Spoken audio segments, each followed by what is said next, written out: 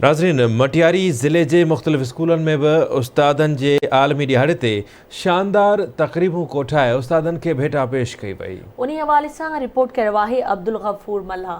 उस्ताद एक मुक़द्दस ऐं अज़ीम पेशो आहे। उस्तादनि जे आलमी ॾींहं ते मटियारी जी समाजी तंज़ीम दी रोज़ इंटरनेशनल तंज़ीम तरफ़ां उस्ताद शागिर्दनि जे मान में government boys high school Matiari में एवार्ड तक़रीब मुनक़द कई वई। उस्ताद हिन मुआशरे जो अहम किरदार आहे जेको इल्म लाट सां ॿार खे रोशनाई कंदे वालिदैन खां बाद शागिर्दनि जी तरबियत कंदड़ आहे ऐं हिकु सुठो उस्ताद सुठा लीडर पैदा कंदो आहे।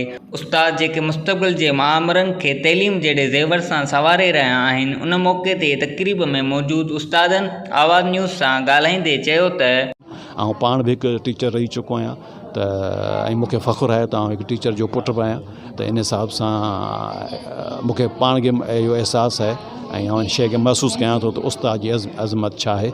सो बहरहाल असां इहा पंहिंजो हर साल इंशाअल्लाह ताला उस्तादनि खे हैसियत सां उस्ताद जी ट्रिब्यूट ॾियण जे लाइ ॾींहुं मल्हाईंदा रहंदासीं। इन 5 अक्टूबर ते उस्तादनि खे भेटा पेश करण लाइ ख़राज तहसीन पेश करण लाइ ऐं ईमानदार मेहनती ऐं पुरखलूस उस्तादनि खे अवॉर्ड ॾियण लाइ उन्हनि जी मञता में असां इहे तक़रीब मुनक़िद कंदा आहियूं। जेके बि बहितरीन उस्ताद आहिनि उन्हनि खे मञता मिले थी ऐं उहे अञा बि वधीक पंहिंजे मुआशरे जे ॿारनि ते महिनत करे उन्हनि खे सुठो शऊर ऐं सुठी तइलीम ॾियनि था। तक़रीब रखी आहे उस्तादनि जे आलमी ॾियारे जे हिसाब सां रखी आहे।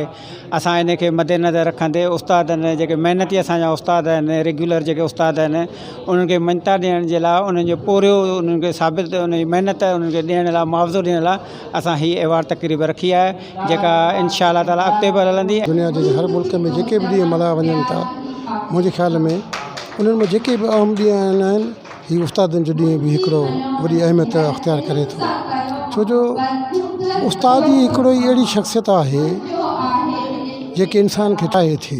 उस्तादनि जे आलमी ॾींहं ते दी रोज़ इंटरनेशनल तंज़ीम तरफ़ां उस्तादनि जी अज़मत खे लफ़्ज़ी भेटा पेश कई वई। कैमरामैन शबीर मल्ला सां गॾु अब्दुल गफूर मल्ला, आवाज़ TV न्यूज़ मटियारी।